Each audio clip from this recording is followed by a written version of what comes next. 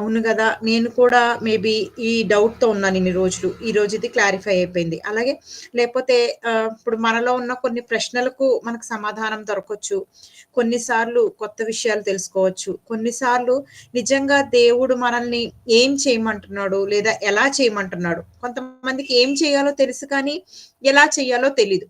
అలాంటి ఒక ఆహ్, చాలా ఇంట్రెస్టింగ్ ఒక మంచి టాపిక్‌ని ఆలోచించడానికి మనం ప్రయత్నం చేద్దాం. ఇది ఒకసారి ఆలోచిస్తున్నప్పుడు ఒకసారి అసలు నిజంగా చుట్టూ ఏం జరుగుతుంది? అసలు ఎందుకు ఇది ఒక పాఠంగా మనం నేర్చుకోవాల్సిన అవసరత ఉంది అని ఆలోచిస్తూ ముందుకు వెళ్తే అప్పుడు మనకి పాఠం యొక్క విలువ అర్థమవుతుంది. లేకపోతే ఇది పెద్ద టాపికా అనేటట్టుగా ఉంటది కానీ, నిజంగా పాఠం యొక్క లోతుల్లోకి మనం వెళ్లి ఆలోచించినప్పుడు, అరే! నిజమే కదా! మనం ఈ చిన్న పాయింట్‌ని మిస్ అయ్యామే అన్నట్టుగా అనిపిస్తుంది. సో, ఒకసారి ఆలోచించటానికి మనం ప్రయత్నం చేద్దాం. జనరల్‌గా మనం ఈవెన్ మన ఎవ్రీ సండే లైవ్‌లో కూడా చూస్తూ ఉంటాం. ఇంగో పలానా సీబీటీ వాళ్ళు వీళ్ళకి వస్త్రదానం చేశారు. పలానా అనాథ శరణాలయంలో మరి అన్నదాన కార్యక్రమం చేశారు. ఇలా రకరకాల ఈవెంట్స్ ఇవన్నీ గూడా కనిపిస్తా ఉంటాయి. ఏఐటీసీసీ వాళ్ళు ఇలా చేశారు. బీఓఐ జేబీఆర్‌సీ వాళ్ళు ఇలా చేశారని రకరకాలవి చూస్తా ఉంటాం మనం. ఇవన్నీ వింటూ ఉన్నప్పుడు కొంతమంది కొన్ని రకాలుగా మాట్లాడుతూ ఉంటారు. కొంతమంది ఏమంటారు అనంటే అసలు ఇది చేయడం అవసరమా? దేవుడు వాక్యం చెప్పమన్నాడు గదా! వాక్యం చెప్పడం మాని వీళ్ళు ఇవన్నీ పంచిపెడుతున్నారు. ఇవి అవసరమా అనుకునే వాళ్ళు లేకపోలేదు. కొంతమంది అరే! మంచి పని చేస్తున్నారు. చాలా అవసరం ఉన్న వాళ్ళకి ఈళ్ళు అవసరమైనవి దుప్పట్లవ్వచ్చు, చీరలవ్వచ్చు, ఆహారం అవ్వచ్చు, మెడిసిన్స్ అవ్వచ్చు, ఇవన్నీ చేస్తున్నారు అని కొంతమంది మెచ్చుకునే వాళ్ళు ఉంటారు. కొంతమంది వాళ్ళనే అంటే ఒకలాగా ఏంటో వీళ్ళు ఏదో చేస్తారు. లేదా ఈళ్ళకి ఫ్రీగా వస్తుంది ఇస్తున్నారు అని అనేవాళ్ళు ఉండకపోలేదు. అసలు నిజంగా మనం చేసేది ఎంతవరకు కరెక్ట్? ఇప్పుడు మనం కూడా చాలా అలాంటి పనులు చేస్తాం. ఉదాహరణకి మొన్న జనవరి 26ని కూడా మన టీమ్ అందరం కూడా మరి సిద్దిపేట దగ్గరికి వెళ్ళాము. వాళ్ళకి ముందుగా వాక్యాన్ని చెప్పాము. వాక్యం చెప్పిన తర్వాత వాళ్ళకి మంచి ఆహారాన్ని పెట్టాం. ఆహారం పెట్టిన తర్వాత వాళ్ళకి ఎవరైతే ప్రాబ్లమ్‌తో అంటే ఆరోగ్య సమస్యలతో ఉన్నారో వాళ్ళందరికీ వాళ్ళ మాటలన్నీ, వాళ్ళ ప్రాబ్లమ్స్ అన్నీ విని చాలా ఓపికగా మరి మన దగ్గరకొచ్చిన సిస్టర్స్ ఓపికగా వాళ్ళకి మందులు ఇవ్వడము, మందులు చెప్పడము ఇవన్నీ గూడా చేశారు. సో, ఇదంతా నిజంగా అసలు వాక్య ప్రకారమేనా? ఇలా చేయడం ఎంతవరకు కరెక్ట్? ఒకవేళ చేస్తే ఎవరికి చెయ్యాలి? ఎలా చెయ్యాలి? అని చాలా మందికి రకరకాల అపోహలున్నాయి. ఇప్పుడు కొన్ని ఉదాహరణలు జనరల్‌గా చూద్దాం. ఇది మనం చేసాం. సో, జనరల్‌గా ఎలా జరుగుతుంది? ఎందుకు చేస్తారు? అని చూసుకుంటే గనక కొంతమంది మంచి ఆహ్, రిచ్ పీపుల్ ఉన్నారనుకోండి. అంటే బాగా ఉన్నవాళ్ళు. డబ్బులు కానియండి, మంచి హోదాలో ఉన్నవాళ్ళు కానియండి. కొంతమంది ఎలా చేస్తారు అంటే, వాళ్ళ బర్త్‌డేస్‌ని లేదా వాళ్ళకున్న ఏదన్నా అనాథ శరణాలయానికో, వృద్ధాశ్రమంకో ఎళ్లి అక్కడ వాళ్ళకి పంచిపెడతారు. వాళ్ళేమనుకుంటారు అనంటే, ఏదో మాకు కొంచెం పుణ్యం కలిసొస్తది. మాకున్నది మేము కొంచెం ఇస్తున్నామంటారు. కొంతమంది ఏం చేస్తారు అనంటే, కేవలం టాక్స్ సేవింగ్. ఎందుకంటే, నేను ఇలాంటి దానికిస్తే నాకు టాక్స్ బెనిఫిట్ ఒస్తుంది. నాకు టాక్స్ బెనిఫిట్ ఒస్తుంది అని టాక్స్ బెనిఫిట్ ఒస్తుంది అని చేసేవాళ్ళు కూడా లేకపోలేదు. మరి ఇలా చేస్తూ ఉన్నప్పుడు కొంతమంది ఏం చేస్తారు అనంటే పుణ్యం అని చేస్తారు. కొంతమంది ఉన్నది అని చేస్తారు. కొంతమంది అరే పాపం అని జాలిపడి చేసేవాళ్ళు కూడా ఉంటారు. అరే వాళ్ళకి ఎవరు లేరు, చెయ్యట్లేదు. సో వాళ్ళకి చెయ్యాలి అని జాలిపడి చేసేవాళ్ళు. మరి ఇంతకీ వీళ్ళు చేసే దాంట్లో ఏది కరెక్ట్? ఉండి చేయడం కరెక్టా? లేకపోయినా చేయడం కరెక్టా? లేకపోతే కేవలం పుణ్యం కోసమే చెయ్యాలా? అసలు ఎవరు ఎవరికి ఏమి చేస్తే కరెక్టు అని బైబిల్ చెబుతుంది అని ఆలోచిద్దాం. సో, ఇది ఆలోచించే ముందు ప్రతి ఒక్కళ్ళు కూడా ఏమంటారు అనంటే, లేని వారికివ్వాలి. లేనివారు అనగానే మనం వాళ్ళకి పెట్టిన పేరు ఏంటి అనంటే బీదలు. అంతే కదండీ! Poor people. బీదలు అంటారు. ఈ బీదలకి సహాయాన్ని చెయ్యాలి. సో, మేము సహాయాన్ని చేస్తున్నాం. ఇది మేము చేసేది మంచి పని అనుకుని చాలామంది ముందుకు వెళ్తారు. నిజంగా మరి దేవుడు అనుకుంటున్న సహాయం ఇదేనా? లేక ఇంకేదన్నా ఉందా? అసలు ఎవరు బీదలు? ఎవరికి సహాయం చేయాలి? ఎలా చెయ్యాలని దేవుడు చెప్తున్నాడు? ఎందుకు చెయ్యాలి? ఎలా చేయాలని దేవుడు చెప్తున్నాడో ఈరోజు మనం ఆలోచిద్దాం. చాలా సింపుల్. ఇది మాకు తెలీదా అనుకోవచ్చు. కానీ వాక్యపరంగా దేవుడు ఏం చెబుతున్నాడు అనేది ఆలోచించుకుంటూ ముందుకు వెళ్దాం. ముందుగా ఒకసారి ఆలోచించగలిగినట్లయితే బీదలు ఎవరు? అని ఆలోచించగలిగితే ఒకసారి మనకి బైబిల్‌లో చూడగలిగితే కొంచెం మనకు అర్థం అవ్వడానికి ఛాన్స్ ఉంటది. బీదలు అనగానే మనం అనుకుంటున్నట్లుగా కేవలం బట్టలు లేని వాళ్ళు, తల్లిదండ్రులు లేని వాళ్ళు, లేకపోతే తినడానికి ఆహారం లేని వాళ్ళు, లేకపోతే హాస్పిటల్స్‌లో ఉన్న రోగులు, లేకపోతే జైల్‌లో ఉన్న వాళ్ళు వీళ్ళేనా బీదలు? వీళ్ళకైనా సహాయం చేయాలి అని ఒకసారి ఆలోచించగలిగితే మనకి ప్రకటన గ్రంథంలో ఒక మంచి మాట కనిపిస్తది. ముందు అసలు దేవుడి దృష్టిలో బీదలెవరో తెలుసుకుందాం. ఆ బీదలకి ఏం సహాయం చేయాలో తెలుసుకున్నాక, అప్పుడు మనం చేస్తున్న సహాయం ఎంతవరకు కరెక్ట్. మనం అసలు ఏం చెయ్యాలి అని దేవుడు కోరుకుంటున్నాడో చూద్దాం. ఓకే కదా! ఇక్కడ వరకు క్లియర్ కదా! సో, ఇక్కడ ఒకసారి బీదలు ఎవరు అని అంటున్నారు అనంటే ఆహ్, ప్రకటన గ్రంథం. ఒకసారి చూస్తే ప్రకటన గ్రంథం 3వ అధ్యాయం.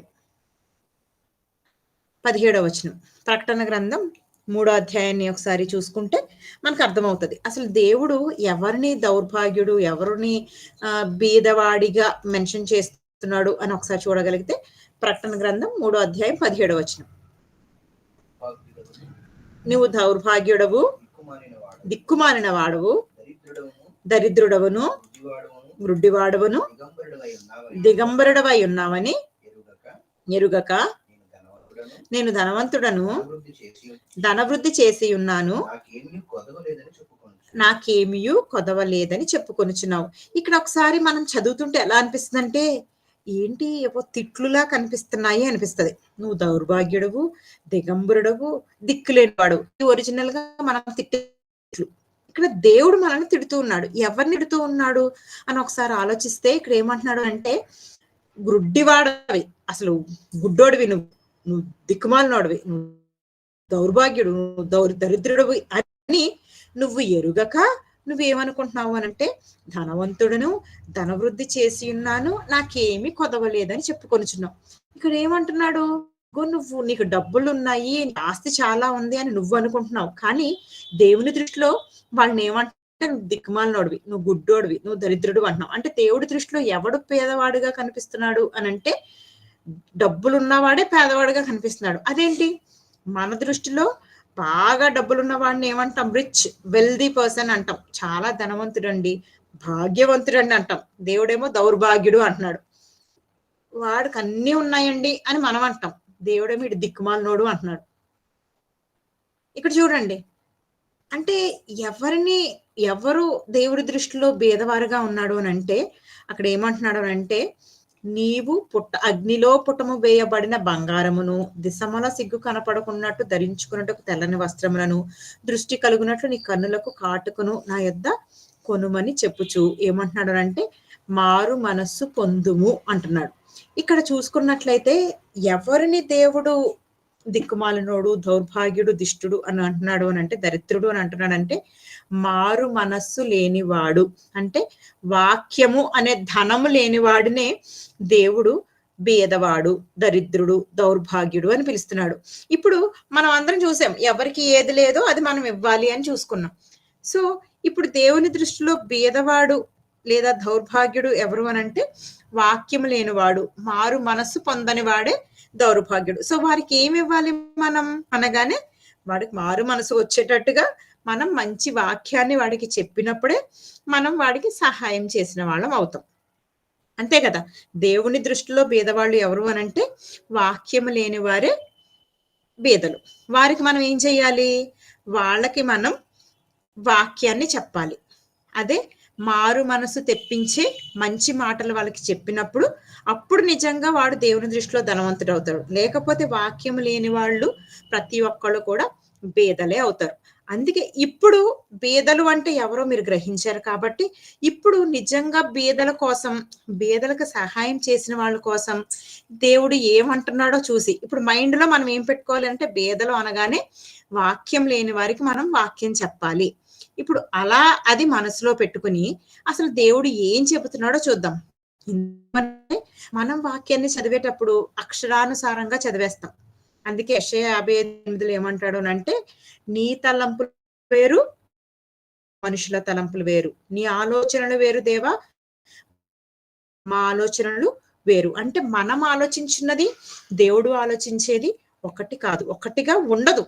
దేవుడు చాలా ఉన్నతంగా చెబుతూ ఉంటే, మనం దాన్ని ఏం చేస్తున్నామనంటే, కేవలం శరీరానుసారంగా మనకి తెలిసిన డెఫినిషన్స్ మనం తీసుకుంటూ, మనకు నచ్చినట్లుగా మనం చేసుకుంటూ ముందుకు వెళ్ళిపోతున్నాం. కానీ ఇప్పుడు, ఇప్పుడు బీదలు అంటే ఎవరో తెలుసుకున్న మనం, ఇప్పుడు చదివితే నిజంగా దేవుడు ఆ మాటలు ఎందుకు రాయించాడో మనకు అర్థం.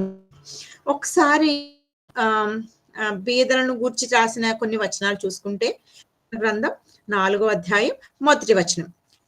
కీర్తనల గ్రంథం 4 అధ్యాయం 1 వచనం గనుక మీరు చూసుకుంటే, అక్కడ మంచి మాట, బీదలను కటాక్షించువాడు ధన్యుడు. మనం బీదలు అనగానే డబ్బు లేనోళ్ళు, లేకపోతే బట్టలు లేనోళ్ళు అనుకుని వాళ్ళని రక్షించేస్తూ ఉంటాం. అది కూడా ఆలోచిద్దాం. కానీ ఇప్పుడు ఏ బీదలను మనం కటాక్షించాలి? అంటే వాక్యము లేని వాళ్ళని. ఒకసారి యేసుక్రీస్తు వారి సందర్భాన్ని మనం ఆలోచించగలిగితే, యేసుక్రీస్తు వారు సువార్త ప్రారంభంలో ఉన్నప్పుడు, వారు కాపరి లేని గొర్రెల వలె చెదరియుండుట చూచి, వారి మీద కనికరపడి అని ఉంటుంది. కాపరి లేని గొర్రెల వలె వారు ఉండుట చూచి, వారి మీద కనికరపడి. అంటే ఎవరి మీద క్రీస్తు కనికరించాడు? ఎందుకు కనికరించాడు అనంటే, కాపరి లేని గొర్రెలుగా చెదిరిపోయారు. వాళ్ళు యేసుక్రీస్తు దృష్టికి ఎలా కనిపించారు అనంటే, బీదలుగా కనిపించారు. వాక్యము లేదు, వాళ్ళకి సరైన కాపరి లేడు, సరైన మార్గంలో నడవట్లేదు అని వాళ్ళ మీద కనికరపడి, వాళ్ళకి అనేకమైన సందర్భాలు, అనేకమైన ఉపమానాలు వాళ్ళకి చెప్పి, వాళ్ళని కటాక్షించాడు. ఇప్పుడు అందుకే యేసుక్రీస్తు ధన్యుడు. మనం ఏమనుకుంటామనంటే, కేవలం ఫిజికల్ నీడ్స్, ఆహారం, బట్టలు ఇవి ఇచ్చేస్తే నేను కటాక్షించేసాను, ఇప్పుడు నేను ధన్యుడిని అని మనం టిక్ పెట్టుకుంటూ ఉంటాం. కానీ యేసుక్రీస్తు మనకి మార్గదర్శకంగా చూపించింది ఏంటంటే, బీదలను కటాక్షించాలి. ఎలా యేసుక్రీస్తు కటాక్షించాడో అలా మనం కటాక్షించాలి. అప్పుడు మనం ధన్యులుగా తీర్చబడతాం. అలాగే ఇంకా సామెతల గ్రంథం 19వ అధ్యాయం 17 వచనం. సామెతల గ్రంథం 19, 17లో చూసుకుంటే గనక, బీదలను ఇచ్చువాడు యెహోవాకు అప్పిచ్చువాడు. ఇప్పుడు ఆలోచించండి. యెహోవాకే అప్పిస్తున్నాము అనంటే ఎవరిని కనికరించాలి? బీదలు. ఎలాంటి బీదలను? అంటే మనం ఎలా కనికరించాలని కోరుకుంటున్నాడు అనంటే, ముందుగా ఆత్మీయంగా వాళ్ళని ఐడెంటిఫై చేసి, వాళ్ళకి చెయ్యాల్సింది, చెప్పాల్సింది చెప్పినప్పుడే మనం దేవునికి అప్పిచ్చేవారుగా ఉంటాం. ఇంకేమంటున్నాడంటే, బీదలకి అప్పిచ్చువానికి లేమి కలుగదు. ఏ లేమి కలుగదు. మనం ఏమనుకుంటామంటే, మనం పక్కనోళ్ళకి సాయం చేసిస్తే మనకి ఇంకా చాలా వచ్చేస్తది. నేను రూ. 10 ఇస్తే నాకు రూ. 100 వచ్చేస్తదని కొంతమంది దురాశతో చేసేవాళ్ళు కూడా లేకపోలేదు. కానీ ఇక్కడ లేమి కలగదు అనంటే, నువ్వు వాక్యాన్ని పంచిపెట్టే కొద్దీ నీకేమవుతుంది అనంటే, నీకు వాక్యం సమృద్ధిగా దొరుకుతుంది. నీవు జ్ఞానాన్ని పంచిపెట్టే కొద్దీ నీకు జ్ఞానం అధికమవుతూ ఉంటుంది. అది మనం ఆలోచించకుండా చదివేస్తూ ఇది కరెక్టే అనుకుని మనకు తోచిందల్లా మనం చేసేస్తూ ఉంటాం. అందుకని మనం చాలా జాగ్రత్తగా వాక్యాన్ని చదివేటప్పుడు మనకు నచ్చినట్టు కాకుండా, వాక్యం కొంత అచ్చట, కొంత ఇచ్చట దొరుకుతది కాబట్టి, పరిశీలించి పరిశోధనాత్మకంగా చదువుకుంటూ వెళ్ళినప్పుడు మనకి చాలా లోతైన సంగతులు తెలుసుకునే అవకాశం ఉంటుంది. సో, ఇంతకీ ఎందుకు వాక్యం లేని వారే బీదలు? శరీరం కన్నా ఆత్మకే ఎందుకు అంత ప్రయారిటీ మనం ఇవ్వాలి? ఒకసారి ఆలోచించండి. ఎందుకండి అంటే శరీరంగా చేయడం తప్పా అంటే తప్పు అని నేను అనట్లేదు. చూద్దాం. అది కూడా మనం చివరికొచ్చేటప్పటికి అది కూడా క్లారిఫై చేసుకుందాం. ముందు ఎందుకు మనం ఆత్మీయంగా వాళ్ళని బలపరచాలి? ఆత్మలో వాళ్ళని ఆహ్, బీదలుగా ఉండకుండా, దౌర్భాగ్యులుగా ఉండకుండా చెయ్యాలి అని చెప్తున్నారు అనంటే, మనందరికి బాగా తెలిసిన వచనం. ఒకసారి దాన్ని మనం మైండ్‌లో పెట్టుకుంటే నిజంగా ఎందుకు వాక్యానికి మనం ప్రయారిటీ ఇవ్వాలి? ఒకళ్ళని మారు మనసు పొందేటట్లుగా ఎందుకు మనం ముందుకు వెళ్ళాలి? ఆ సహాయమే ఎందుకు చేయాలని దేవుడు చెప్తున్నాడో కూడా అర్థమవుతుంది. అదే యోహాను సువార్త 6 అధ్యాయం 63 వచనం. యోహాను సువార్త 6 అధ్యాయం 63 వచనం. శరీరము కేవలము నిష్ప్రయోజనము, ఆత్మయే జీవింప చేయుచున్నది. ఇప్పుడు వరకు మనం చూసింది ఏవైతే శరీరానికి చేసే సహాయం శరీరం ఉన్నన్ని రోజులే నిలిచి ఉంటుంది. నువ్వు వస్త్రం ఇచ్చావా? నువ్వు ఆహారం పెట్టావా? లేకపోతే ఇంకేదన్నా ఇచ్చావా? మందులిచ్చావా? ఇది శరీరం నిలిచినంత వరకే. ఆ తర్వాత ప్రయోజనకరమైంది కాదు. కానీ ఏదైతే దేవుడు చెబుతున్నాడో ఆత్మకు సంబంధించి ఆత్మలో దీనులుగా ఉన్నవారు, ఆత్మలో ఆహ్, ఆహ్, దరిద్రులుగా ఉన్న వాళ్ళని వాక్యం ద్వారా బలపరచమని ఎందుకు చెప్తున్నాడంటే, ఆత్మయే జీవింప చేయుచున్నది. సో, జీవింప చేసేదానికే ప్రయారిటీ ఇవ్వాలి, ఇస్తున్నాడు దేవుడు కనుక, మనం ఆ ఆత్మను రక్షించే వాక్యం చెప్పగలిగినప్పుడు మాత్రమే మనం నిజంగా వారికి సహాయం చేసినట్లు. ఇంకా ఒకసారి ఆహ్, ఎందుకు మెయిన్‌గా ఆత్మీయంగానే వాళ్ళని బలపరచాలి అనంటే ఒక మాటుంటుంది యోధా పత్రికలో, "మీరు కొందరినైనా అగ్నిలో నుండి లాగినట్లు వాళ్ళని లాగి రక్షించండి" అనంటాడు. ఎందుకు కొందరినైనా రక్షించాలి? అసలు రక్షించవలసిన అవసరం ఏముంది అనంటే, నిజంగా క్రీస్తు ప్రేమ మనలో ఉంటే, క్రీస్తు ఏ విధంగా అయితే చేశాడో, అలాగే మనం కూడా చేయడానికి ముందుకు వెళ్తాం. ఇప్పుడు క్రీస్తు ప్రేమ మనలో ఉంటే, మనము క్రీస్తు నడిచిన దారే మనం నడుస్తాం. ఇందాక మనం చూసాం. ఆయన కనికరపడి, మనం కూడా నిజంగా వాక్యం లేని వారి ఎడల కనికరపడినప్పుడు మనం వాళ్ళని ప్రేమించినట్లు. అనగానే ఇక్కడ మీకొక డౌటొస్తది. అదేంటండి ఇప్పుడు ఈ దాన, ధర్మ కార్యాలు చేసేవాళ్ళు చాలా మందే ఉంటారు. కొంతమంది ట్రస్టుల పేరిట, కొంతమంది ఆర్గనైజేషన్ పేరిట ఇప్పుడు ఎవరు 'సుధామూర్తి' ఉంది. ఆహ్, వాళ్ళు ఇన్ఫోసిస్ కంపెనీ. వాళ్ళకైతే ఒక సెపరేట్ వింగ్ ఉంది. వాళ్ళేంటంటే కేవలం దాన ధర్మాలు చేయడమే వాళ్ళ పని. చదువు లేని వాళ్ళకి చదువు చెప్పించటం, ఫుడ్ లేని వాళ్ళకి ఫుడ్‌లివ్వడం, ఫీజులు కట్టలేని వాళ్ళకి ఫీజులు కట్టడం. సో, వాళ్ళ రిక్వైర్మెంట్స్‌ని బట్టి వాళ్ళని చదివిచ్చి, వాళ్ళకి ఉద్యోగాలిచ్చి చేయడమే వాళ్ళ పని. సో, మరి వీళ్ళందరూ కూడా చేసేది మంచిది కాదంటారా అంటే, మంచిదే. కానీ దేవుడేం చెప్తున్నాడనంటే, నీకు ఎంత ఉన్నా కానీ ఒకవేళ అది ప్రేమ లేకపోతే అది వ్యర్థం. ఇక్కడ ఒకసారి మనం ఆగి ఆలోచిస్తే, అంటే ఇది ప్రేమ లేకుండా చేస్తున్నారా? ప్రేమ కలిగి చేస్తున్నారా? ఈ చేసే దాన ధర్మ కార్యక్రమాలన్నీ కూడా చేసేవాళ్ళు చాలా మందే ఉన్నారు.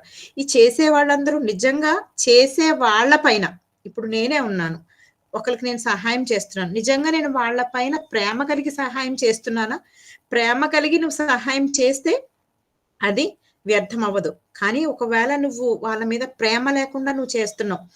నువ్వు కాల్చబడుటకు నీ శరీరమును ఇచ్చినను.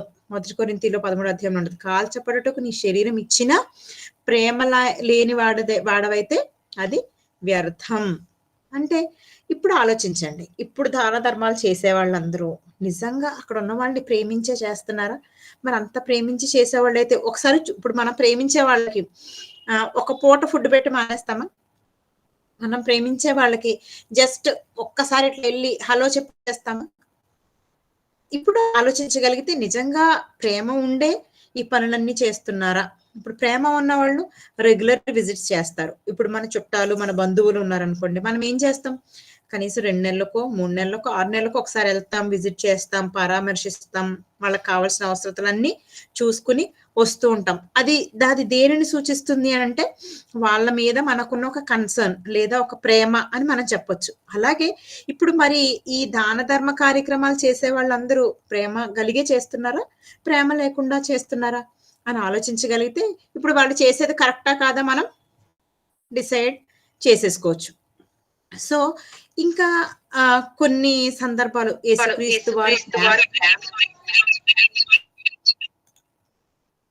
యేసుక్రీస్తు వారు ప్రేమ కలిగి చేసిన పని. ఇందాక ఒక మాట చెప్పాం. ఇంకొక మాట గనుక చూసుకుంటే మార్కు సువార్త మొదటి అధ్యాయం 37 వచనంలో ఏమంటారనంటే, మనము ఇతర సమీప గ్రామములోను ప్రకటించుటకు వెళ్ళుదము రండి.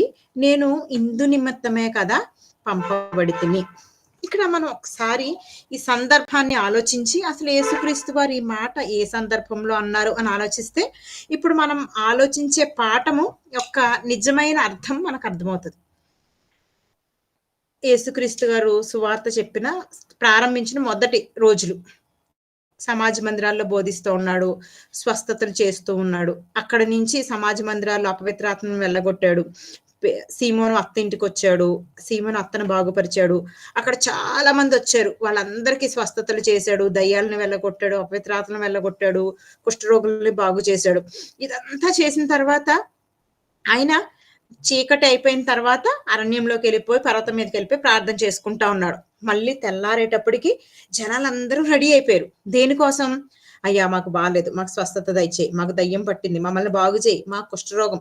అంటే వీళ్ళందరూ దేనికోసం అడుగుతున్నారు అని అంటే శారీరకంగా వాళ్ళకున్న అవసరతలను తీర్చమని అడుగుతున్నారు. యేసుక్రీస్తు తీర్చలేదంటే తీరుస్తూనే ఉన్నాడు. కానీ దేనికి ప్రయారిటీని ఇచ్చాడు? ఇప్పుడు తెల్లారి వీళ్ళందరూ పేతురు వెనకాల వీళ్ళందరూ కూడా యేసుక్రీస్తుని వెతుక్కుంటా వెళ్ళిపోతారు.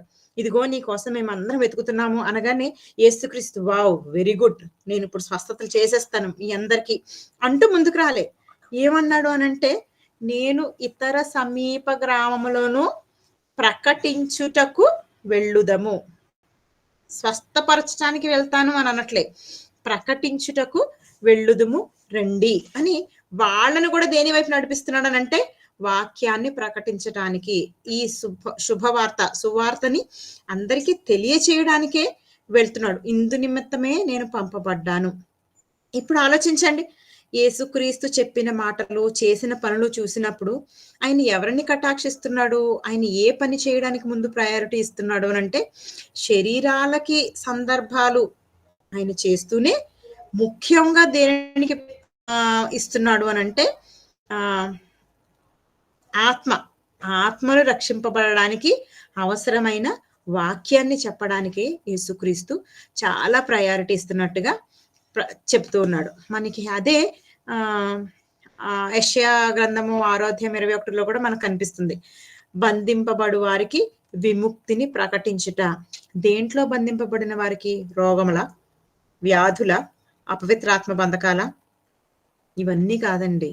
ఎవరైతే పాపములో బంధింపబడిపోయి ఉన్నారో వాళ్ళందరికీ వాక్యాన్ని చెప్పి వాళ్ళని ఆ బంధకాల్లో నుంచి విడిపించటమే మనం చేయగలిగిన నిజమైన సహాయం.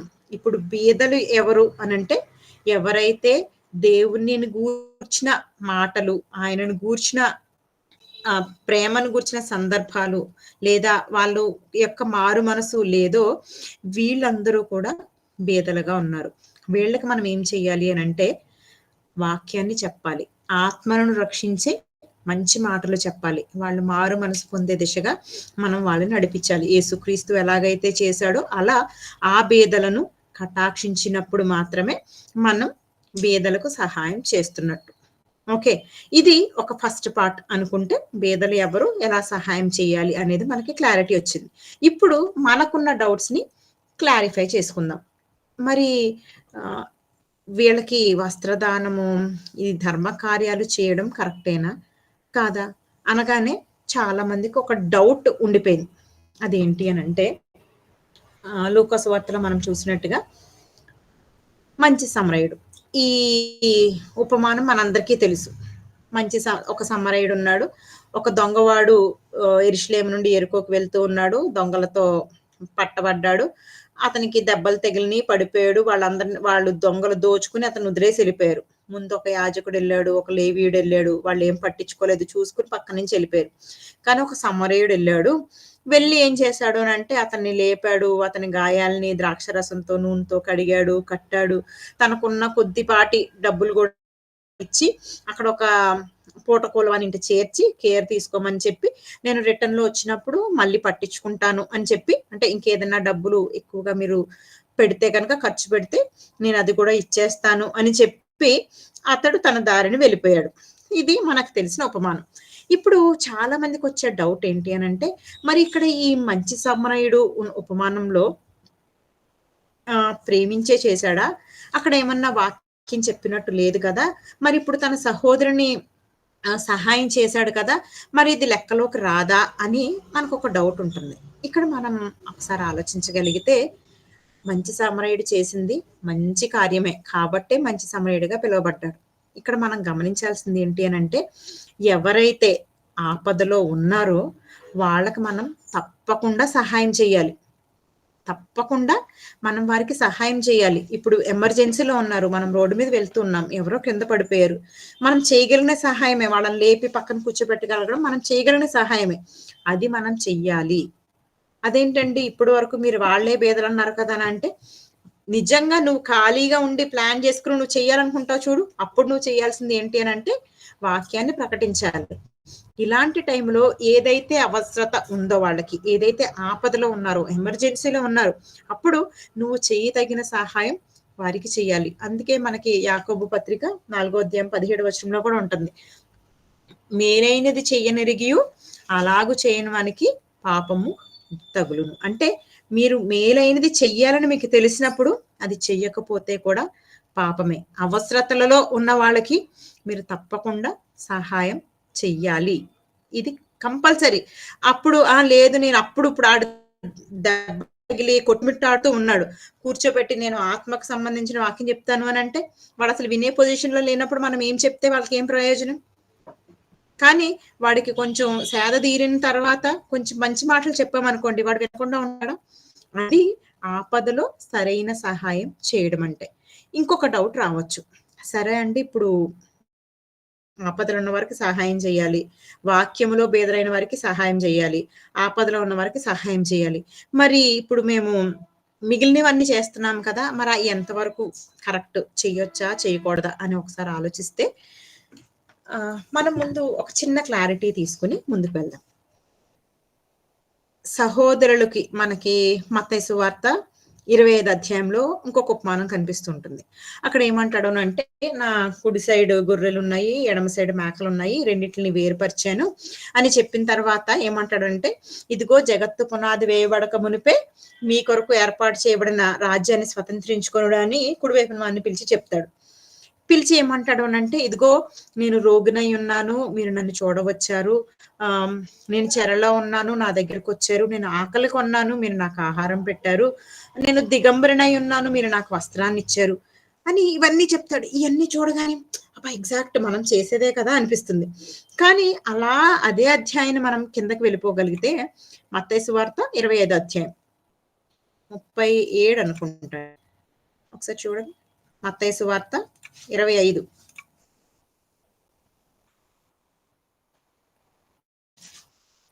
ఈ 37వ వచనం. అందుకు 35 నుంచి చదువుతున్నాను చూడండి. నేను ఆకలిగొంటిని, మీరు నాకు భోజనం పెట్టితిరి. దప్పిగొంటిని, నాకు దాహమిచ్చితిరి. పరదేశినై ఉంటిని, నన్ను చేర్చుకొంటిరి. దిగంబరినై ఉంటిని, నాకు బట్టలిచ్చితిరి. రోగినై ఉంటిని, నన్ను చూడవచ్చితిరి. చెరసాలలో ఉంటిని, నా యొద్దకు వచ్చితిరి అని చెప్పును. ఇవన్నీ ఏంటి అనంటే, రెగ్యులర్‌గా దాన ధర్మ కార్యక్రమాలు చేసే వాళ్ళందరూ కూడా ఈ వచనాన్నే చెప్తారు. ఒకవేళ క్రైస్తవులయ్యుండి దేవుని మేము క్రైస్తవులమండి, మేము ఇలా సేవ చేస్తున్నాము అనుకునే వాళ్ళందరూ కూడా ఇదే వాక్యాన్ని చెబుతూ రకరకాల సేవా కార్యక్రమాలు చేస్తూ ఉంటారు. అలా ఇది అసలు ఎంతవరకు అనేది మనం ఇప్పుడు ఆలోచిస్తున్నాం గదా! ఇక నీతిమంతులు ఏమంటున్నారంటే, ప్రభువా, ఎప్పుడు నీవు ఆకలి గొని ఉండుట చూచి నీకు ఆహారం ఇచ్చితిమి, నీవు దప్పిగొని చూచి ఎప్పుడు దాహమిచ్చితిమి, ఎప్పుడు పరదేశివై ఉండుట చూచి నిన్ను చేర్చుకొంటిమి, దిగంబరివై ఉండుట చూచి బట్టలిచ్చితిమి, ఎప్పుడు రోగివై ఉండుట అయినను చెరసాలలో ఉండుట అయినను చూచి నీ యొద్దకు వచ్చితిమి అని ఆయనను అడుగుతారు. అప్పుడు ఏమంటాడంట, రాజు మిక్కిలి అల్పులైన ఈ నా సహోదరులలో ఒకనికి మీరు చేసితిరి గనుక నాకు చేసితిరని నిశ్చయముగా మీతో చెప్పుచున్నాను. వచనాన్ని గనుక మనం ఒక్కసారి ఆలోచించగలిగితే మనకు మొత్తం క్లారిటీ వచ్చేస్తుంది. ఇక్కడ చూడండి. మత్తయి సువార్త 25 అధ్యాయము 40 వచనంలో చూసుకుంటే, మిక్కిలి అల్పులైన ఈ నా సహోదరులలో ఒకనికి మీరు చేసితిరి కనుక నాకు చేసితిరి. అంటే ఈ నా సహోదరులకి మీరు చేస్తే నాకు చేసినట్టే. ఇప్పుడు మీరు ఒకవేళ దాన ధర్మాలు చేస్తున్నారా, అన్నదానం చేస్తున్నారా, వస్త్రదానం చేస్తున్నారా, వెరీ గుడ్, చేస్తున్నారు కదా. మీరు నాకు చేసినట్టుగా ఉండాలి అని అంటే మీరు ఏం చెయ్యాలి అంటే, చేసే వాళ్ళందరికీ మనకు ఒక సూచన ఏం చెప్తున్నాడు అని అంటే, బైబిల్ గ్రంథంలో చేసే వాళ్ళందరికీ సూచన ఏంటి అని అంటే, నా ఒకనికి చేస్తే నాకు చేసినట్లే. మరి ఎవరు ఇంతకు ఆయన సహోదరులు? ఇందాక ప్రకారం ఇందాక సేమ్ అదే అడుగుతాడు కదా. మంచి సమరయుడు స్టోరీ దగ్గర అతను వచ్చిన వ్యక్తి కూడా ఎవరు నా సహోదరులు అని అడగగానే, ఎవరు నా పొరుగువాడు అని అడగగానే ఇది ఉపమానమే చెప్పుకొస్తాడు. ఆపదలో ఉన్న వారికి నువ్వు సహాయం చేయాలి, వాళ్ళే నీ పొరుగువారు. అది మనకు క్లారిటీ వచ్చింది. ఇప్పుడు పొరుగువారు అయిపోయింది, సహోదరులు. ఇప్పుడు ఇంతకీ ఎవరి సహోదరులు? మనకి సహోదరులు ఎవరో తెలుసుకోగలిగితే మనం ఇప్పుడు ఎవరికి సహాయం చెయ్యాలి, ఫిజికల్ గా ఆత్మీయంగా చూసేసాం, శారీరకంగా ఎవరికి సహాయం చేయాలి అనేది కూడా మనకు ఒక మంచి క్లారిటీ వస్తుంది. ఇంతకీ ఎవరు నా సహోదరులు? ఇదే క్వశ్చన్ ని యేసుక్రీస్తు కూడా వేశాడు. మార్కు సువార్త 37వ వచనం, ఎవరు నా తల్లి, ఎవరు నా సహోదరులు అని క్వశ్చన్ వేస్తూ ఆన్సర్ ని కూడా యేసుక్రీస్తే చెప్పారు. ఒకసారి తీయండి, మార్కు సువార్త 3వ అధ్యాయం ఓపెన్ చేశారా? మార్కు సువార్త 3వ అధ్యాయం 33.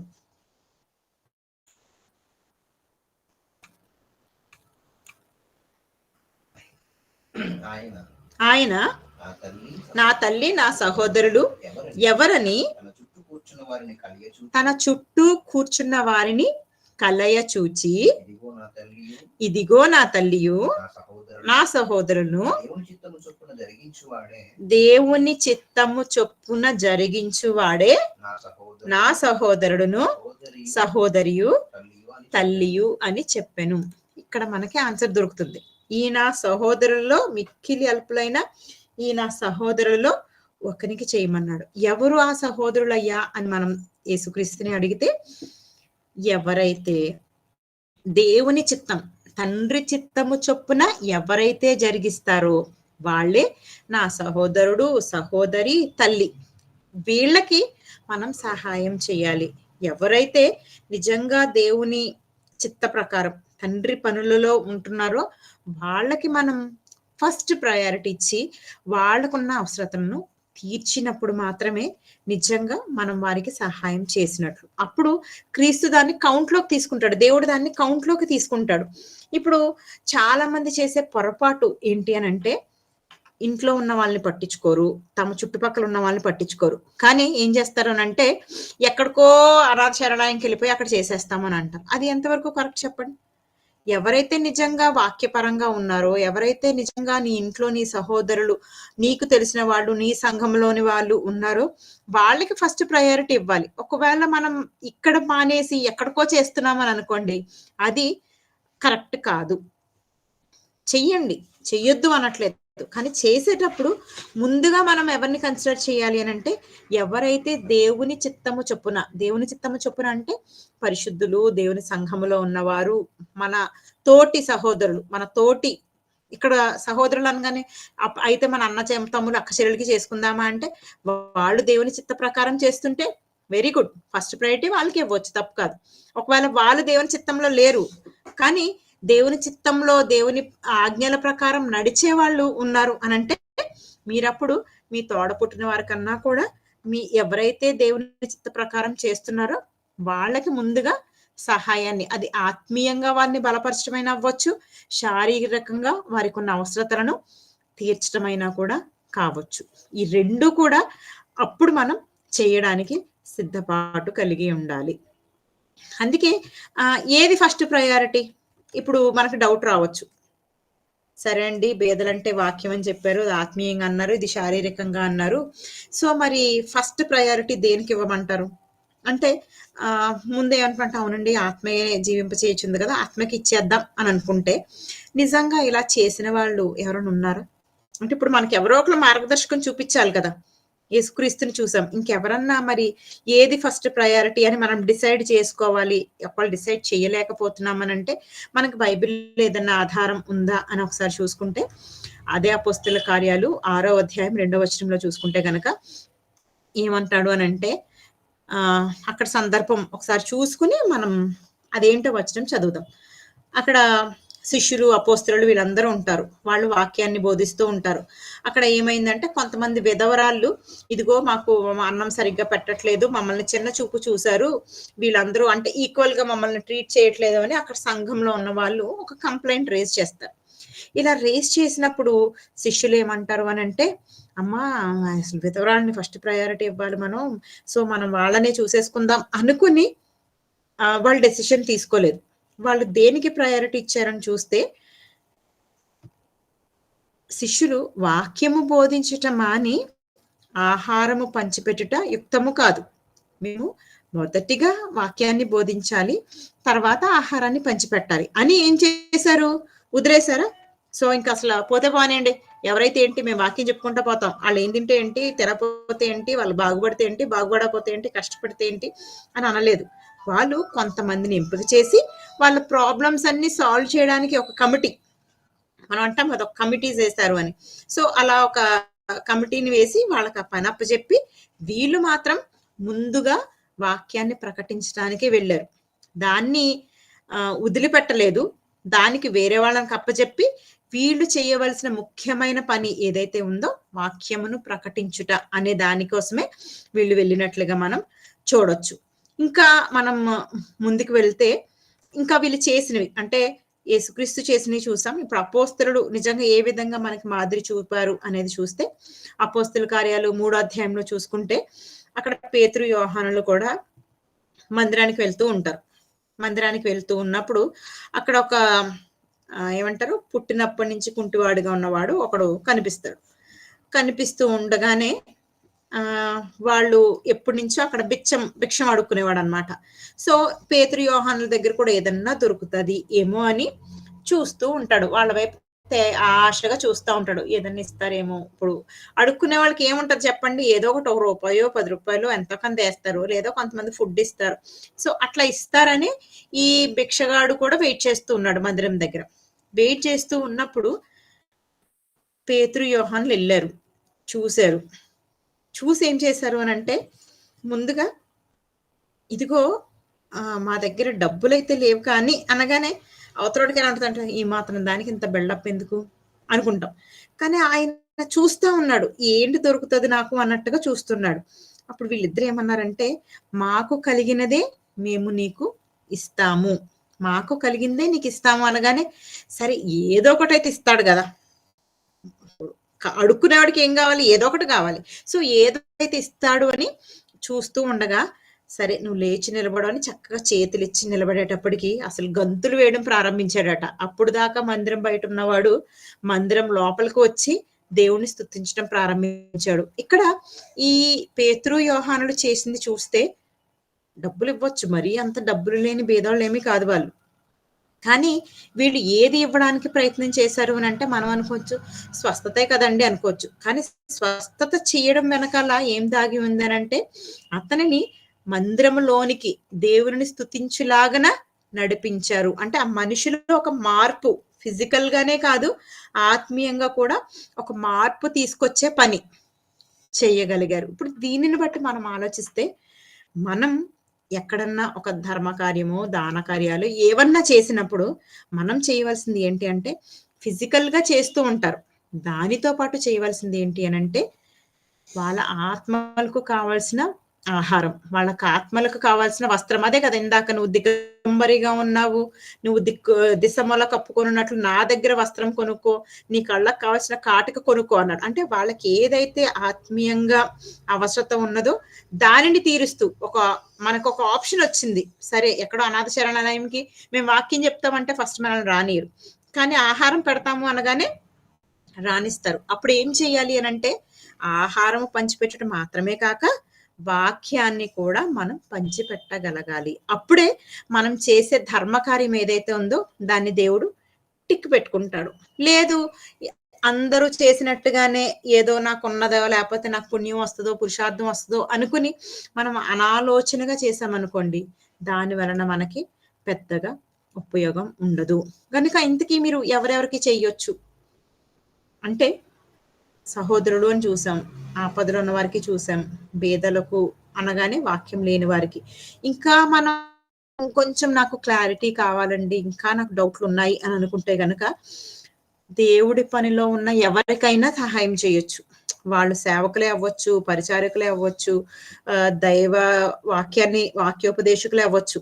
ఎవ్వరికైనా కూడా దేవుని పనిలో ఉన్న ఎవరికైనా, వాడు చిన్నవాడే అవ్వచ్చు, పెద్దవాడే అవ్వచ్చు. ఎందుకు అనంటే మార్కు సువార్త 9వ అధ్యాయం 41వ వచనం. మార్కు సువార్త 9వ అధ్యాయం 41వ వచనం చూసుకుంటే, శిష్యుడని ఈ చిన్నవానిలో ఒకనిని చేర్చుకొని గిన్నెడు చన్నీళ్ళు. చిన్నవాడిని చేర్చుకొని గిన్నెడు చన్నీళ్ళు ఇచ్చినా నువ్వు ఫలం పోగొట్టుకోవు. ప్రవక్త అని చేర్చుకుంటే ప్రవక్త ఫలము, శిష్యుడు అని చేర్చుకుంటే శిష్యుని ఫలం. నువ్వు ఎవరు అని వాళ్ళని చేర్చుకుని వాళ్ళకి నువ్వు ఉపచారం చేస్తావో, నువ్వు ఏదైతే ఇస్తావో దాని ఫలాన్ని పోగొట్టుకొనవు. నా పేరట చేర్చుకో, శిష్యుడని చేర్చుకో, ప్రవక్త అని చేర్చుకో. అంటే దేవుని పేరట ఎవరైతే అవసరతలో ఉన్నారో వాళ్ళని మనం చేర్చుకుని వాళ్ళకి నువ్వు సహాయం చేసినప్పుడు అది మనమే ఆ ఫలాన్ని పోగొట్టుకోము. ఇప్పుడు పుణ్యం అని అంటారు చూడండి, ఇదే పుణ్యం. అలాగే సంఘములో ఉన్న వారికి, వాళ్ళు సహోదరులు, పెద్దలు, కాపరులు వీళ్ళందరికీ కూడా సహాయం చేయొచ్చు. ఇలా సహాయం ఎవరు చేశారయ్యా అనంటే అపోస్తలుల కార్యాలు 11వ అధ్యాయం. ఎవరైతే మొట్టమొదట క్రైస్తవులుగా పిలువబడ్డారో ఆ సంఘమైన అంతియోక్య వారు ఏం చేశారు అనంటే, ఇదిగో కరువు రాబోతుంది అని తెలియగానే ఈ అంతియోకయ సంఘంలో అప్పుడప్పుడే మారుమనసు పొందుతున్నారు, అప్పుడప్పుడే రక్షణ పొందుతున్నారు, అప్పుడప్పుడే క్రైస్తవులుగా పిలువబడుతున్నారు. వీళ్ళు ఏం చేశారు అనంటే, వారి దగ్గరున్న అన్ని పోగు చేసి యెరూషలేములో కరువు వస్తుంది అని అక్కడ ఉన్న సహోదరులకి, అంటే సంఘములో ఉన్న వాళ్ళకి, ఇప్పుడు అర్థమవుతుంది కదా, సహోదరులకు మీరు మొదట సహాయాన్ని చెయ్యాలి. వాళ్ళకి ఆల్రెడీ వాక్యం తెలిసిన వాళ్ళు కాబట్టి వాళ్ళకి నువ్వేం చేయొచ్చు, ఫిజికల్ గా మనం వాళ్ళకి సపోర్ట్ చేయొచ్చు. వాళ్ళకి కావాల్సిన ధనాన్ని సమకూర్చి పంపించారు. అలాగే విధవరాళ్ళకి సహాయం చేయొచ్చు. పరిశుద్ధులకు, ఒకవేళ సంఘంలో ఉన్న పరిశుద్ధులు ఎవరైతే ఉన్నారో వాళ్ళకి, ఎగ్జాంపుల్ మాసిదోనియా సంఘం వారు సహాయం చేశారు. అలా మనం సహాయాన్ని చెయ్యొచ్చు. సో దీన్ని బట్టి మనం ఆలోచించగలిగితే మరి ఎవరు సహాయం చేయాలి? ఇప్పుడు నేను ఇండివిడ్యువల్ గా ఒక్కదాన్ని వెళ్ళి సహాయం చేస్తే సరిపోద్దా అంటే, నువ్వు చేయగలిగితే వెరీ గుడ్, చెయ్యి. కానీ అంతకన్నా ముఖ్యమైనది ఏంటి అనంటే, సంఘము ద్వారా మన సహాయాన్ని అందించగలిగినప్పుడు ఎక్కువ మంది దగ్గరికి మనం వెళ్ళగలుగుతాము, ఎక్కువ మందికి మనం సహాయాన్ని చేయగలుగుతాము, ఎక్కువ మందిని దేవుని పని ఏదైతే మరి పరిశుద్ధులకు ఆతిథ్యం ఇవ్వాలి, పరిశుద్ధ పరిచర్యలో మనం పాలుపందులు పొందాలి అని అనుకుంటున్నామో ఆ సహాయాన్ని చేయించిన వారుగా మనకు కూడా ఆ ఘనత దక్కుతుంది. చాలా ముఖ్యమైనది ఏంటి అనంటే, ముందు ఆత్మకు కావలసిన వాక్యాన్ని ప్రకటించి మనుషులలో మార్పు తేవడం మొదటి సహాయం. తర్వాత రెండవది ఆపదలో ఉన్న వాళ్ళకి ఏ ఆపదను బట్టి, ఇప్పుడు చలి అవసరం అనుకోండి, చలి పెడుతుంది, వాళ్ళకి ఏం చేయాలి, చలికి అవసరమైనది ఇవ్వాలి. అంతేగాని ఆడికి చలి పెడుతుంది అని అంటే మనం ఏదో మాటలు చెప్పి వచ్చామనుకోండి, దానివల్ల ఉపయోగం ఉండదు. మనం సహాయం చేసి వాడికి మంచి మాటలు చెప్పగలగాలి. అందుకే అపోస్తలుల కార్యాలు 27వ అధ్యాయంలో కూడా అపోస్తలుడైన పౌలు, ఒక 2 నిమిషాల్లో ముగిస్తాను. అపోస్తలుడైన పౌలు, అతనితో పాటు 276 మంది ఉంటారు ఆ ఓడలో. ఆ ఓడ బద్దలైపోద్ది. ఆ జాగ్రత్తగా ఈదుకుంటూ వీళ్ళందరూ కూడా మిలేతు ద్వీపానికి చేరతారు. వీళ్ళు బట్టలు తడిసిపోయి చలికి వణుకుతా ఉంటారు. అర్ధరాత్రి వేళ ఓడ పగిలిపోయి వాళ్ళకి తినడాహారం లేక బట్టలు తడిచిపోయి, ఇప్పుడు సముద్రంలో ఎలా ఉంటది, రాత్రిపూట చల్లగా ఉంటది, తడిసిపోయి చలికి వణుకుతూ ఉంటే వీళ్ళు, బాగున్నారా బ్రదర్, మీకు కొంచెం వాక్యం చెప్తాను అంటే ఎవరైనా వినగలుగుతారా? అప్పుడు ఆ మిలేతు ద్వీపవాసులు అనాగరికులు, ఏమీ తెలీదు, కానీ వాళ్ళు ఏం చేశారు అనంటే చలిమంట వేశారట. అక్కడ చుట్టూ ఉన్న కర్రలన్నీ పోగు చేసి చలిమంట వేసి, ముందు మీరు చలి కాచుకోండి మీ బట్టల్ని. ఎందుకు, వాళ్ళకి ఇంకొక ఆప్షన్ లేదు, వేరే డ్రెస్ వేసుకోవడానికి అన్ని సముద్రంలో పడిపోయినాయి, ఏం లేవు. సో అంతమంది బట్టలు ఇవ్వలేరు కాబట్టి ముందు మీ బట్టల్ని ఆరబెట్టుకోండి, మీ చలి పోగొట్టుకోండి అని చలిమంట వేశారు. ఇలా అవసరాన్ని బట్టి మనం సహాయం చేయడం ఎంతైనా అవసరం. దేవుని సేవకులకు, దేవుని పనిలో ఉన్న వారికి, సంఘంలోని వారికి, సహోదరులకు ఎవరినైతే మనం ప్రేమిస్తూ ఉంటున్నామో, దేవుని ప్రేమ కలిగి ఉంటున్నామో, అలా వాళ్ళందరికీ కూడా మనం సహాయాన్ని చెయ్యాలి. అప్పుడే మనం దేవుని చిత్తాన్ని నెరవేర్చిన వారముగా మనం ఉండగలుగుతాం. మరి ఈ విధంగా మనమందరం కూడా మనం నేర్చుకున్న ప్రకారంగా దేవుని చిత్తాన్ని నెరవేరుస్తూ, మరి నిజంగా వాక్యములో, ఆత్మలో భేదలైన వారికి వాక్యాన్ని ప్రకటిస్తూ, అదే విధంగా శారీరకంగా బలహీనంగా ఉన్న వారిని కూడా మరి బలపరుస్తూ దేవుని దగ్గరికి నడిపించలాగన దేవుని కృప, సహాయం మనందరికీ తోడుగా ఉండి నడిపించును గాక.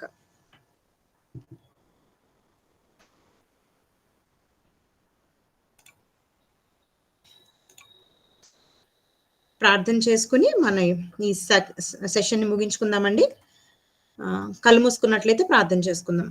మా ప్రియ పరలోకపు తండ్రి, నాయనా బీదలు ఎవరికి మేము సహాయం చేయాలి? ఎలా సహాయం చేయాలి? నాయనా మరి ఏ విధంగా చేస్తే మేము ఆ ఫలాన్ని పోగొట్టుకోకుండా ఉంటాము అని ప్రభువా, మీరు వాక్యం ద్వారా మమ్మల్ని హెచ్చరించిన విధానాన్ని బట్టి నీకు వందనాలు, స్తోత్రాలు చెల్లించుకుంటున్నాం. నాయనా బిడ్డలందరూ ప్రభువా తండ్రి మరి అర్థం చేసుకునే జ్ఞానాన్ని, జ్ఞాపక శక్తిని వారికి దయచేయండి. అదేవిధంగా ఎగ్జామ్‌కి సిద్ధపడుతున్న బిడ్డలను కూడా మీరు చేసుకొని మంచి జ్ఞానముతో నైనా పాఠాలని మేము పఠిస్తూ, పాటిస్తూ మరి ముందుకు వెళ్ళగలరు నీ కృప చూపించమని అడుగుచుంటున్నాం. నేర్చుకున్న వాక్య ప్రకారముగా, విన్న వాక్యం ప్రకారముగా ప్రభువా మేము జీవించులాగా నీ సహాయాన్ని దయచేయండి. నన్ను సంఘముగా నైనా నీ ఇష్టలుగా సహోదరులకు నైనా మరి సహకరిస్తూ ముందుకు సాగలిగినట్లు నీ కృప చూపించమని, ముందున్న సమయాన్నంతా నీ చేతులకు అప్పచెప్పుకుంటూ మరి ఇక్కడ జాయిన్ అయిన ప్రతి బిడ్డని దీవించమని, ఆశీర్వదించమని, ముఖ్యంగా మరి మదన్న విషయమై కూడా ప్రార్థిస్తుంటున్నాం. నిశ్చితమైతే నాయన మరి త్వరగా రికవర్ కాగలగడానికి, మంచి ఆరోగ్యం కలిగి నాయన నీ సన్నిధిలో నిన్ను స్తుతించేవాడిగా ఉండడానికి మీరే సహాయాన్ని దయచేయమని, మహిమ ఘనత నీకు చెల్లిస్తూ యేసుక్రీస్తు పరిశుద్ధ నామమున ప్రార్థించి అడిగి వేడుకొంచున్నాం తండ్రి. ఆమేన్. అందరికీ వందనాలండి. రేపు మళ్ళీ మార్నింగ్ క్లాస్‌లో మనం కలుసుకుందాం.